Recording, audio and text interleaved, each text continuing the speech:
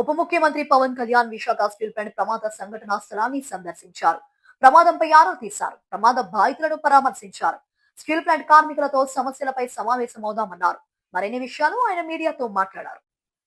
నిన్న జరిగిన 4:15 మన స్టీల్ ప్లాంట్ మెల్టింగ్ షాప్ 1 దగ్గర ఒక sudden explosion, liquid molten steel ని పట్టుకుని ఒక బకెట్ లాంటిది ఉంటుంది, దాని ల్యాడర్లలో అది బ్లాస్ట్ అయింది.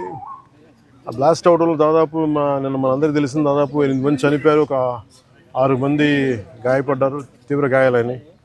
సో వాళ్ళు 2 క్రిటికల్ కండిషన్లో, 6 మంది ఇంకా మేజర్ క్రిటికల్ కండిషన్లో ఉన్నారు. ఇంకా వాళ్ళు ఎలా ఉంటుందని మనస్ఫూర్తిగా మేము బాగుండాలని ఆకాంక్షిస్తున్నాం. బేసిక్ ఇది ఎంత సేఫ్టీ ప్రోటోకాల్స్ ఎంత జరిగినాయి, ఎంత మెయింటైన్ చేశారు సేఫ్టీ ప్రోటోకాల్స్, అలాగే మేజర్ కనిపించేది అప్గ్రేడేషన్ ఆఫ్ స్టీల్ ప్లాంట్ మేజర్గా చూస్తుంటే ఇప్పుడు దాకా నేను దారిలో నిన్న నుంచి అడుగుతూ ఉన్నాను, అసలు ఇలాంటి సంఘటన ఎక్కడైనా జరిగిందా, ఇంతకుముందు జరిగిందా అంటే లాస్ట్ 33 years 36 yearsలో ఎక్కడ జరగలేదు ఇలాంటి ఇన్సిడెంట్ అని చెప్తా ఉన్నారు నాకు వచ్చిన ఇన్ఫర్మేషన్. ఇది ఒక ఎమోషనల్గానో ఏదైనా కూర్చోబెట్టి సడన్గా ఒక మాట అనేయకూడదు, అది మా అందరి మీద బాధ్యత ఉంది.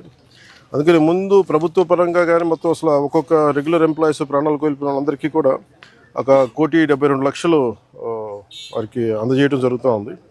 అలాగే కాంట్రాక్ట్ ఎంప్లాయీస్కి 45.75 లక్షలు, అలాగే వాళ్ళ ఎంటైటిల్డ్ టర్మినల్ బెనిఫిట్తో పాటు మరణించిన వారి కుటుంబానికి 5 లక్షలు ఎక్స్గ్రేషియా, మరణించిన వారి కుటుంబ సభ్యులకు ఒక్కొక్కరికి ఉద్యోగం, సివియర్గా ఇంజూర్ అయిన వారికి 10 లక్షలు, అలాగే ట్రీట్మెంట్లో అయ్యే ఖర్చు మొత్తం రాష్ట్రీయ ఇస్పాట్ నిగమ్ లిమిటెడ్ వారు భరిస్తారు.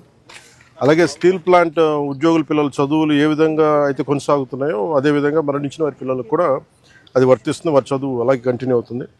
మరణించిన వారి notional date of superannuation, that means retirement, ఏ రోజు వరకు అయితే ఉంటుందో అప్పుడు దాకా వారి కుటుంబ సభ్యులు స్టీల్ ప్లాంట్ క్వార్టర్స్లోనే ఉండొచ్చు. అలాగే ఎవరైతే కుటుంబ సభ్యులు స్టీల్ ప్లాంట్ టౌన్షిప్ బయట ఉన్నారో వారు కూడా ఇఫ్ దే డిజైర్, అంటే వాళ్ళు కోరుకుంటే ఆ స్టీల్ ప్లాంట్ క్వార్టర్స్లో కూడా వాళ్ళు కూడా ఉండొచ్చు. అలాగే ఇందాక నేను చెప్పినట్టుగా బొకారో స్టీల్ ప్లాంట్ నుంచి ఒక 3-man కమిటీని ఎంక్వైరీ జరుగుతూ ఉంది. అలాగే మరణించిన వారి కుటుంబాలకి, ఆసుపత్రిలో ఉన్న వారికి అండగా నిలబడుతూ రాష్ట్ర ప్రభుత్వం కూడా వారికి పూర్తి సహాయ సహకారాలు అందిస్తాం.